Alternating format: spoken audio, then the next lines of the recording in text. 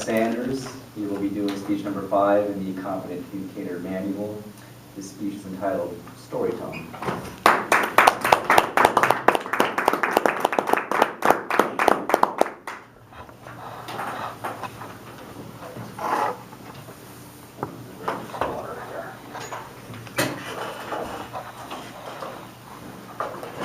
Thank you, Mr. Toastmaster. Fellow Toastmasters, the average person forgets 40% of what they learn in 20 minutes, 77% of what they learn in 6 days, and 90% of what they learn in a month.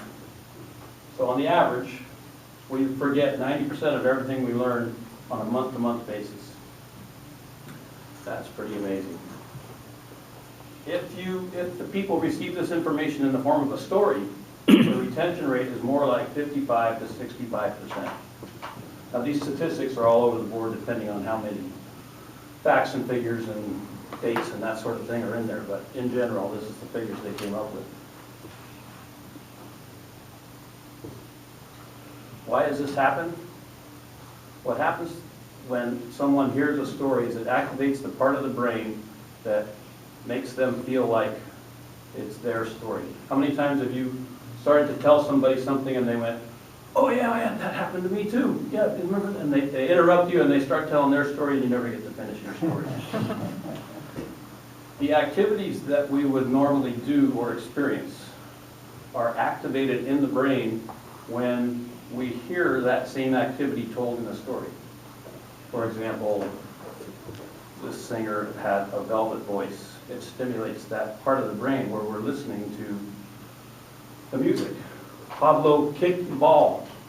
It stimulates that part of the brain, that activity in the brain, and that is why people are able to remember that better, because they relate it back to themselves.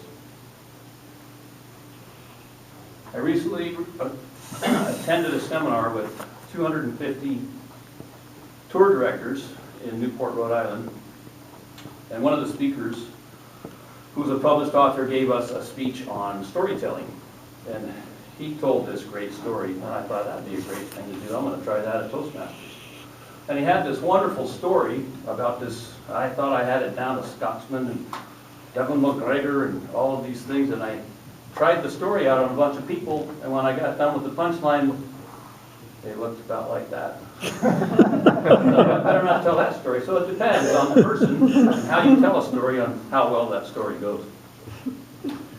He used, it's pretty much, this is what he used on as his visual aid, which was basically three parts to a story, just like there are 3 parts to a speech.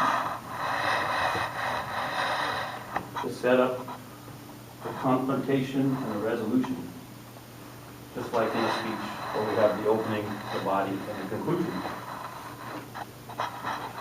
In the setup, you basically want to put in, get your beginning going, introduce your characters. The best stories are about people. And it doesn't hurt to exaggerate a little bit when you're telling a story. The second act, when you want to start the rising action, as he called it, the stakes get higher. You want to create a plot. You want to keep it simple. You don't want to use a lot of words. You don't want to use too much detail. Just keep the whole thing simple. And present a picture of what's going on. And the last thing, he didn't really have a name for it. He called it a falling action at the end. But if you can generate emotion, some kind of emotion when you're telling a story, people tend to remember that also more because it sticks in that part of the brain. I have a small story that I want to tell tonight, but before I do, I want to introduce you to one of the characters. I do a lot of backpacking. One of my main backpacking partners is Gaylord Mingo. He's 76 years old. He's got 3 stents in his heart. He has kept his prostate cancer at bay with an alkaline diet, and he hikes circles around us. He's kind of like the pack leader. It's like Dad. And he's the most enjoyable, pleasant person you'd ever want to be around. We're out backpacking. He has a partner, Mike, that goes with him all the time that's younger. And usually my sweetheart Mary goes, but in this case she wasn't there to protect me from the bears. So We're setting up camp one night, we're by this large stream, and we got our tent set up, we're gonna get ready to have dinner, and all of a sudden, this guy comes out of nowhere, running across the stream, and it's a pretty wide stream, half the size of this room at least, that we were gonna ford in the morning. And he's all unkept, and his hair's messed up, and his boots are soaking wet, and he's sloshing around, and he's like, "Did you guys hear those shots? Did you hear those shots?" We're like, "No, we didn't hear those shots." He said, "Well, somebody's shooting up there." He says, "I got out of there, and there was a big brown bear on the side of the hillside." We're like, "Oh, great." He goes, "Is it okay if I camp here?" And we're like, "Yeah, like way over there." There's a spot way over there. We end up fixing dinner that night. Gaylord always goes to bed early.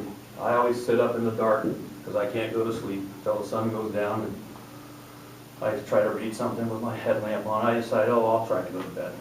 And I've got my tent right by the path where everybody walks by to cross the creek. I decide I'll just get to bed. So I got my headlamp on, and I'm putting on my long johns to go to sleep in the sleeping bag. And I go down like this, and about 10 feet away from me, right over there, are these two big green eyes.